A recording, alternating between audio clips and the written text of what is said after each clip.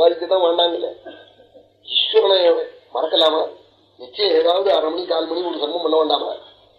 ஏதாவது ஒரு ஜபம், ஒரு ஸ்தோத்திரம், ஒரு தெய்வத்தைய நமஸ்காரம், ஒரு ஆத்துல ஒரு படம், நான் சாப்பிட்ற சாப்பிட்ட எப்படி காட்டி வாசல்ல கேட்கிற ஏழைகளுக்கு 4 பேர்களுக்கு பிச்சை கூட்டு அப்படி ஜென்மாவை அப்படி கிடைச்சுக்கொண்டு வந்தா தான் க்ஷேமத்தை அடையலாம். இல்லவனா க்ஷேமங்கிறது இந்த லோகத்திலும் இல்லை அந்த லோகத்திலும் இல்லை. கொண்டாட்டம் தான். அந்தகத்தம் பாபம் நாள்.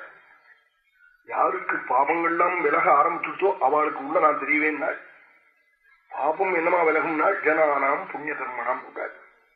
நல்ல காரியங்கள் பண்ணி பண்ணி பண்ணி பண்ணி பாபத்தை அப்படி விளக்கின்றே இருப்பானா. ஏஷாம் சொந்தகதம் பாபம் ஜனானாம் புண்ணிய கர்மனா மோக நிர்முக்தா.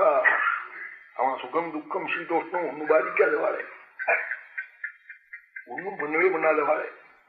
அவன் எல்லாம் அனுகூலமா இருக்கும். பகவான போய் ஸ்மரிச்சுட்டா சுரனா அப்படி ஸ்மரிப்பாடா. ஒரு தடவை நினைச்சா 100 ஜென்மாவில் பண்ண பாப்பம் ஒழுங்குங்கிறார். 4 போட்டா 50,000 பவுன் விழுது சீவனாற்றினா எல்லாரும் போடலாம்.